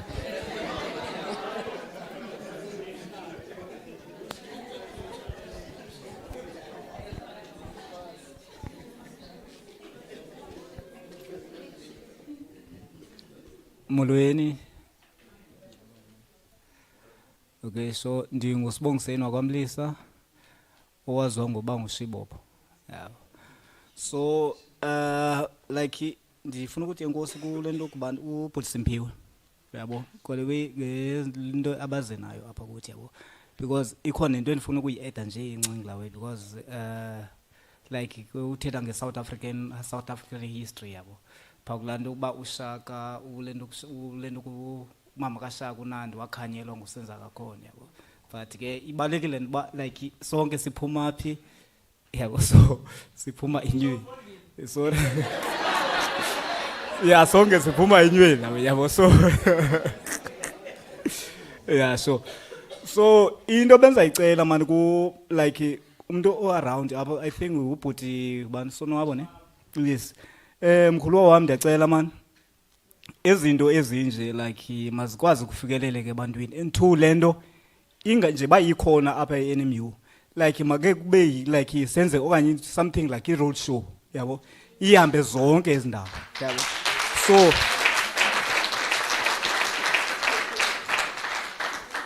yabo, because abantu bakuthi balahlekile yabo, especially ke like uzawuchaphazela into enesinto phakathi isiko uyabo. Like andifuna ukuthi ba ulenduka itribe ethile, andifuna ungena ku deep kwezo zinto ezo yabo, because khona izinto ezingazi abantu abaze like thina as amahlubi esizenzayo, because into esiyenzayo akho umuntu oyaziyo, akho umuntu obhinqileyo oyaziyo basenza ntoni pha uyabo. So benza ucela man like as ulenduka obhuti abakhoyo apha pha kule nto yo masekukhona pha, masekuye kwezandawo zolwaluko, makufike ezantsuku zolwaluko yabo. Benza ucela man as uba singotata, you have to ba siye pha sikwazi ukuvisithela, kube khona nje into esawumane sivisithela ezandawo, and then sibachazele ngokubaluleka komuntu, because ubuntu ngoku umkile uyabo. Because ngokusoyika ntoni abantwana bethu, abantwana, because ngeke nafunda anyway, ikhona into ngeke nayifunda apha. Umntana una 13 years, I think uLimpombo somewhere, odubule utishara uyabo, because lo ubani lo umntana am lo uyabo. Ndiyacela mkhulu wa man, ndiyacela no we notile chief. Thank you. Enkosi, but there's another hand somewhere, eh? No? Again? There's two more on that side. I'll take and then the respondents. Thank you, Program Director, for undinike mic ngakhange ndisinyuse isandla.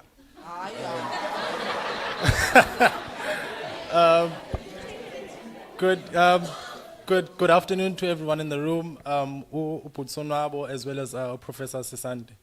To Prof, before I actually ask the question, I'm so happy because I remember a few years back when I was doing my undergrad, nafunda ngawe kwi media studies. Into yokubona, because we so often learn about all these theorists from Europe, from Germany, from Ndoni. So we African, South African, Xhosa.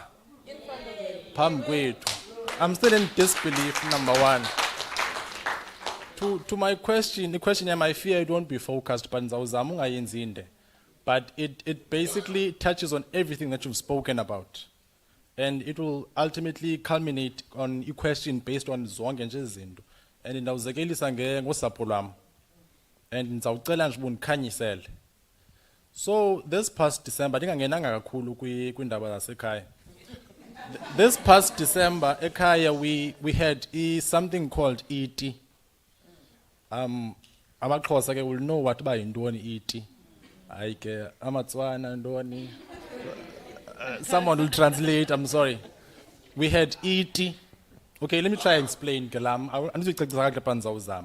So say you're in Johannesburg, you're having your dream job or your family, whatnot, and then you just get like this mysterious illness, which can't be treated by Western medicine. And then you're told to go back home and do this to appease your ancestors. I think from my understanding, that's how you appease your ancestors, by having ET. So that scenario did not happen specifically in my family, but we had ET nonetheless. And kuleti, utadoba wam, my father's elder sister, was not present. Everyone else in the family was, in the immediate family that is. She was not present because yena uyakholelwa. Uyakhonza. She is a Christian lady, and she is a born-again Christian lady. Very staunch Christian lady. Akazenzi izinto zesiXhosa. She does not subscribe to that. So she was not present, but she did come a few days later to show face to the family. Fast forward on my way to PE, I caught a hike from a very well-spoken, learned man who's a statistician. But when they stats with, and we spoke about a lot of issues, and Safika Naglena in now, and he was also is also a born-again Christian. And so ultimately I asked him this question, which I will then pose to you, Professor Sande. Can one athandaze uYesu sogqiba aphinda atshise nempepho athide nezinyenya? Because ithe laa ndoda yona, you can't do both. He said you can't do both. So ke ndicela uyibuza from the context ye-Europe, ye-Christianity, nalethu. I hope nindivile bethuna. Thank you. So can you be Mpepo Kumisaring Christian? Thank you so much. Thank you, Professor Santi, for an inspiring talk. I love you. Thank you, Putsonoabo, for an inspiring talk as well. I love you. One of the difficulties, my name is Karabo Bayane. I'm a scholar, a student of philosophy, and I would like for you to help me think through this problem, both Putsonoabo and Professor Santi. One of the difficult things in a revolution is being able to identify the enemy.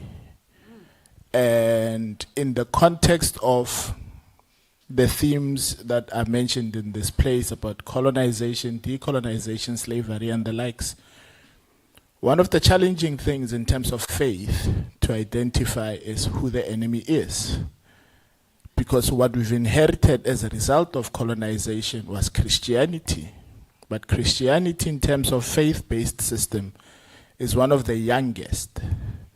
And the patriarchal structures that are proposed as one of the dominant powers that exist now emanate from it. But faith-based systems that happen prior to Christianity are polytheistic in nature, and those hold similarities in multiple dimensions that we find in society, in Greece, in Rome, in Ethiopia, in Egypt, with the Ming dynasty and all of those things. So is the enemy faith or is the enemy Christianity? And this speaks to the question about resistance in terms of the question of restoration, to say, because the face of the enemy has now changed. When we go to the front lines and we go and protest, the person that blocks us is a police person who represents an institution but looks like me. And this is the person I need to push to enter. Protection services, when I want to blockade a gate, and they have to block me, they look like me. So in this complex cosmopolitan world that we find ourselves in, how do we then identify the enemy successfully? Who do we say is the enemy? To whom do we resist? Botswana? Is Christianity the enemy of faith? Thank you. So, we are 5 minutes to finishing, right? I take that we started 10 minutes late. If there is no one else, if there's no one else who is going to raise their hand, but if there is, I won't. Because I really want to give the respondents time. These are rich questions. So, one last person. Yeah. Manbuli Sendlin. Yes. Dibulele gale lectures ifumanayo kunjingalwazi uSesandi. Umbuzo wami uya kuBhudisoni wabo njengoba uthetha as you speak about restoring the African pride. I wanted your comment on this. There's a rising concept in the sections of decoloniality, of which is best advocated by Frank Wilderson, of social death.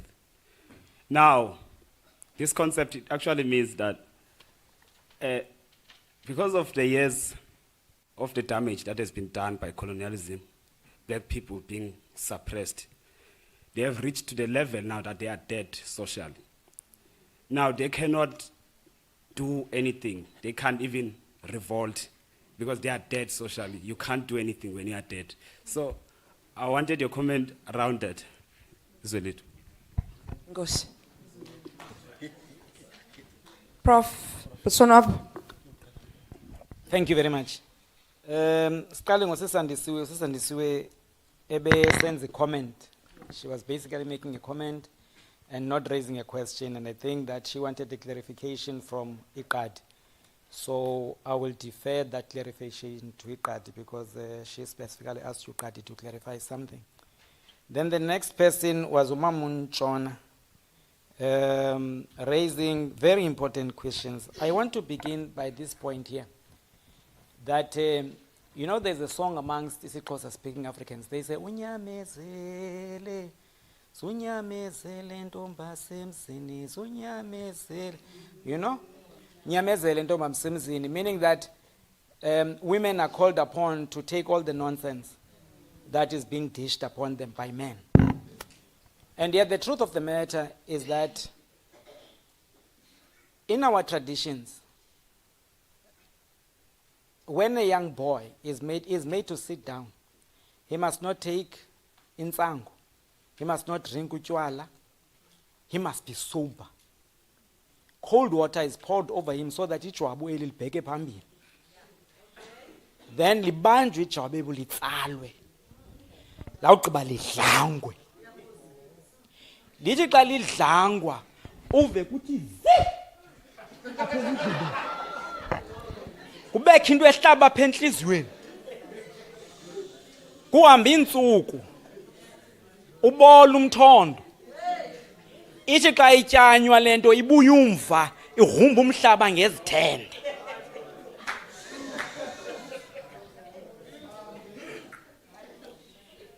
The important lesson in that is that you are being taught to have endurance. Because when you become a man and ultimately have a wife, you are going to come into conflict because you are human beings. And so you must have endurance and patience for the woman, so that unyamezelo was never meant to be a one-way process. It was meant to be a two-way process. Kufanele kunyanyezelwane. Ingabi ngabafazi abanyamezela kuphela. Abafazi banento zabo namadoda nento zawo. Kufanele kutheni kunyanyezelwe kude kuthiwe ubudoda intoni kukunyamezela. Kudwe kuthiwe endodweni xa ifundiswa kuthiwe lo mnqayi endikunika wona yinto ba mawukhusele usapho lwakho. ungabetha umfazi nabantwana ngoba induku ayakhimze kutsho isintu. Ndivenye indoda ke bithetha apha isethatha nangebhinqa. Sicinga into beligama lithi ibhinqa lithetha ngabafazi. Esintwini ukuba unxiba ibhrukhwe ume enkundleni kuthi uhambaze. Kufanele into yokuba wombathe ubhinqe uyindoda. Ibhinqa ke ngoko yindoda ngumfazi. Njengamagqirha, amagqirha xa eza kunyuka enkundleni noba ngabafazi nokuba ngamadoda kuthiwa la magqirha atheni ayabhinqiswa. Nolwimi lwethu funeka siluqwalasele singalijongi icalani. Ulwaluko belwenzele into okokuba inkwenkwe mayibe yindoda. Kungenxa yentlupheko nokucinezeleka sizibhaqa namhlanje singenayo lento kuthiwa yintoni yabafazi, intonjana xa intombi ifike ekuthombeni. Amadoda ngenxa yobufede nenxa yokuba ngamagqobhoka abelungu ayivumela into okokuba wona mawasuke ebukhwenkweni abe ngamadoda. Ayilibazisa okanye ayiphelisa into yentonjane eyenza uba amantombazana ahlale engamantombazana. Noba umfazi senabantwana kutshiwa uyintombazana, ngumntana. Ukuze umfazi abe ngumfazi uxhomekeke ekutshatweni yindoda, ngapha koko uhlala eyintombazana. Kanti isintu besiyithatha intombazana nayo imenza umntu. Yaba bubufede bethu nobumenemene bethu. Ngoba lento iyasebenzela. Thina senziwe izibhanqa ngabelungu. Fana nalanto indoda ihambe ishiwe sopha inxityiswe ifoskoti yenziswe iti ngumlungu ayithuka umlungu. Angakwazi uphendula indoda phaa kwenye indoda yomlungu ngoba woyika ugxothwa. Athi xa fika endlini akhabe lo mnqundu wepoti akhabe yonke into. Khaba umfazi akhaba abantwana enze yonke into. Khangakwazi uzilwela emlungwini. Yiloo nto namhlanje amadoda ephethe kakubi abangabafazi ngenxa into yoba awakwazi ukujongana namanye amadoda lawo acinezelayo ayenza abafazi nabantwana izigculelo. Masithetheni ngokuphandle. Usibongiseni apha. Uthethe ngomcimbi wento yoba fanele uba kungenwe. Sivile uprof Ngomezulu ivile nto yiprogram esingayenziyo thina as academics. I-university yasivumela basenze i-community engagement. Silindelo basa bade basixelele into yokuba masambe ngenxa yento yokokuba yabona xa uhambile wabheka ephempeni wowunukiselwa ngumsi awumanga phambi kwe-audience apho uqhwatyelwa izandla khona. Abantwana bethu ngelo xesha bayaphela. Isizwe sethu ngelo xesha siyonakala. Ndizama ukuthi ke ndiyasibulela esasithethi ebesiza naloo nto. Umbuzo uthi ungakwazi na ukuba, by the way, ahonamutu mana ubua Sesotho ke sa bua Xhosa fela wa hlaloganya Sexhosa ganyane empa he le bua Setswana ke kopa tshwarelo wa itse ke nahano wa ka o tsamaile ka bua Sexhosa gona jalo ke tla bua Sekgowa. Ilalela ke tla bua ka nnete ka ke kopa tshwarelo ra utlwa. Empa be go tshwantse gore ke itlhalosise ntwena wa bona maqhotsanyana Hana Matebe. Wa bona be ke batla o bulela Matebele ke wa bulela ka Setebele. Go ba neng a se tlwa se go hantle go tshwantse gore ke bua Setebele sa bona. So here we go. Can you know let me quickly point out that There's a difference between Christ and Christianity. The two are not the same. Christianity only came to be clarified and illuminated by St. Paul. And then he began to tell us that to be a Christian means this. Jesus Christ never formed a group that he called a Christian group. It doesn't exist. He didn't. He had his disciples and all of that. And in a culture that said that when Vyoga has an affair with me, she is the one, she is the one that has committed adultery. And I have not committed any adultery, because in that patriarchal culture, men don't commit adultery. It is women who commit adultery. That's why these men came to Jesus Christ and said that this woman has committed adultery. And they did not bring two people, because it takes two to tango. It takes two. And so Jesus Christ was very smart. He looked down, did not answer anything, and he simply said, whoever amongst you is innocent, that person must be the first. Jesus Christ was a revolutionary by excellence. I have no doubt about that. But it is the people that came after him who then began to interpret and to misinterpret and to misrepresent him. So one can be an admirer and a follower of Jesus Christ if that person... You see, the Bible tells you that when Jesus Christ was born, Mother Mary and Joseph went to the church and offered 2 doves. That was a cultural aspect. On the 8th day, Jesus Christ was circumcised according to Jewish tradition. And when he had grown up, he said to this man, please, John, baptize me. And John said, no, I can't. I can't do that. Then Jesus said, listen, if you don't baptize me, these people are not going to believe. I have to be the one who is first baptized, so that then everyone else can follow. I must lead by example. And Jonah said, they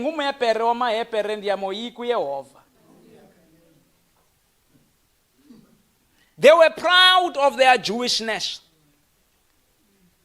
They performed their rituals.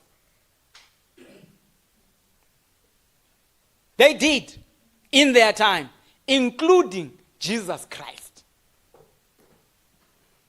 And so, I'll leave it there, and perhaps Ikadi will take it. And so, who is the enemy? Malcolm X, I know it was Frantz Fanon, said that, we must not only identify our enemies, but also to identify our allies. But everyone is an enemy. Christianity became an object and a target of attack to the African people because it was used as an instrument to oppress. But at the same time, those imbued with black consciousness and believed in Jesus Christ began to understand Jesus Christ for what he was as a revolutionary, and brought about what they called the black theology, and presented Jesus Christ as a man of justice, as a man of fairness, as a man who was opposed to oppression. And they quoted Isaiah chapter 4, verse 18, the Spirit of the Lord is upon me. He has anointed me to preach good news to the poor and to announce the day of liberation to the oppressed. And they began to say that this was liberation theology. So there are all those factors that we have to think about. And I'll leave it there for today. Ubani? Ubhuti loa. Bhuti. T is an English word. Right? It tells you something. But you see, in African culture, it is not so much the slaughtering of a goat that matters. Nor is it about the umqomboti that you pour. In African culture, what matters is the word. Lilizwi esintwini. When there's a problem, my daughter, cannot conceive, or my daughter pees at the age of 13, and amagqirha say this child needs imbeleko. When we don't have the means, we go to the kettle and speak to the ancestors and say, we don't have the means, but please help our child to heal, and that child heals. And so what does it tell us? Your family may decided to make tea because I guess at that moment that's what they had at their disposal. But there is something in our African culture that is called umhlinzeko. Umhlinzeko is thanksgiving to the ancestors. When you give thanksgiving, you do it with anything that you have. But we no longer use the word umhlinzeko because we lost it. Since we lost, we had suffered cultural amnesia and called it iti. The same way, what has happened to us, and I noticed from time to time, Ikati said mulweni. And I heard the people from Kaique were saying tamago. Because they recognize that the word molo is not a Xhosa word. It is taken from Afrikaans more and morning, and then was Xhosalized. When we greet in our language, we say bota. Because the water professor Saule taught me this. He said, we are the people from the kingdom. We are the people of Ebotweni. So when I say to you bota, I'm saying to you bota, daughter of the kingdom. I'm appreciating the kingdom from which you come.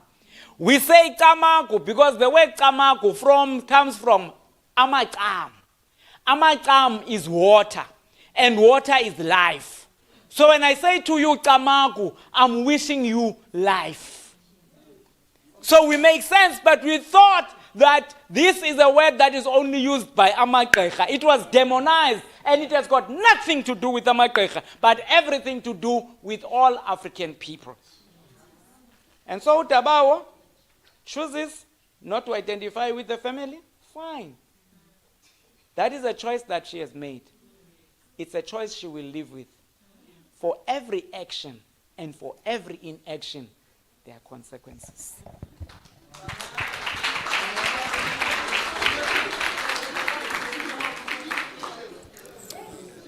All right, thank you, Vuyo. All right, I will be very short, Vuyo. Thank you so much for the opportunity. I think Usisi, sorry, I did not get your name. Andisiwe, Ubusiti, you did not capture me well on the role of women in the process of African liberation. I think history tells us very well, and I think Prof. Mhlambi,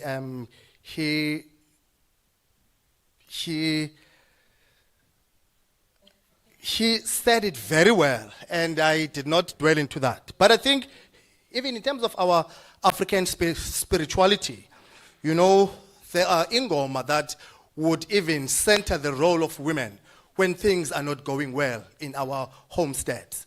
You know, and I was just reminded of two songs, you know, when Kukwimicimbi Ekhaya, there's ingoma umzekelo that would usually be sung, you know, in the midst of everything. Kasigula, kuthiwa mama, kubuhlungu kugula. That centers the role and the significance of women in the African spirituality.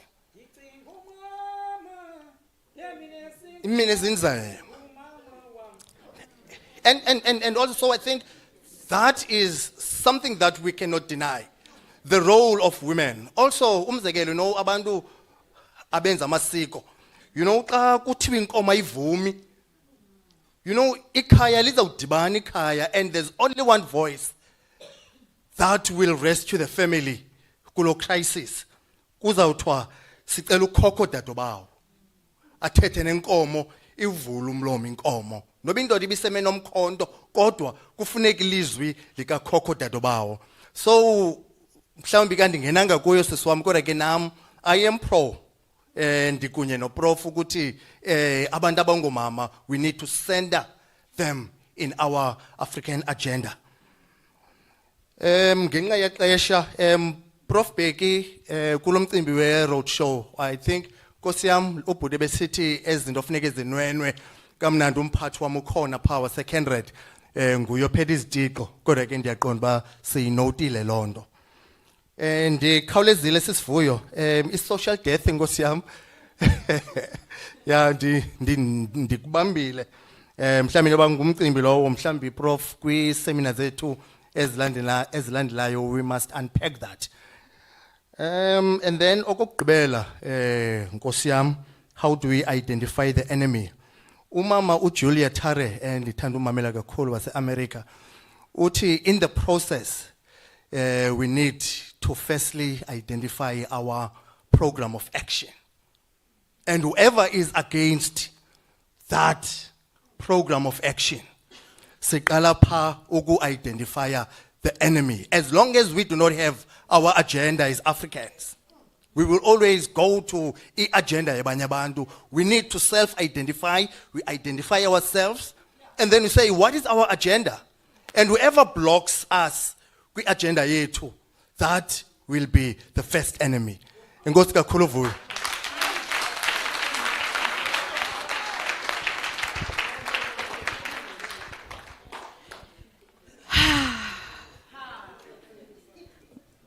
Siyabulela kuni nonke Dodd okanye we're on the road of restoration.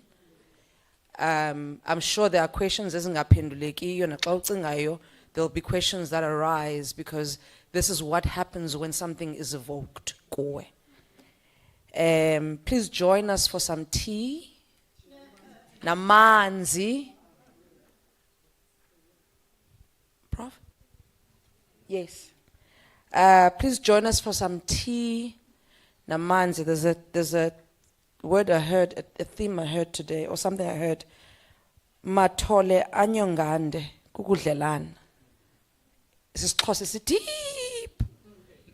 But in a way we're saying gratitude for your presence. Siyabulela the team at CANRAD for organizing and celebrating Black History Month. We are hoping, Prof, that next year kuzabugcwele auditorium because we're an African university, right? Sis Shirani, we're hoping kuzabugcwele auditoriums as students. Chonyan, divile la proposal, waiting proposal yakho.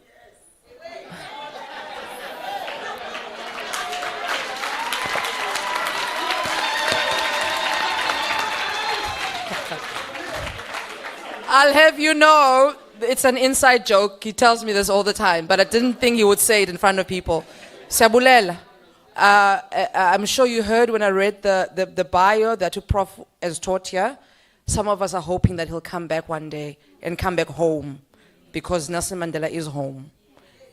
So we don't usually thank fish for swimming, but Zabulela Prof, Ngoshabulisa, we are different. Says something else that we didn't know before you spoke. So siyabulela, sithi camako.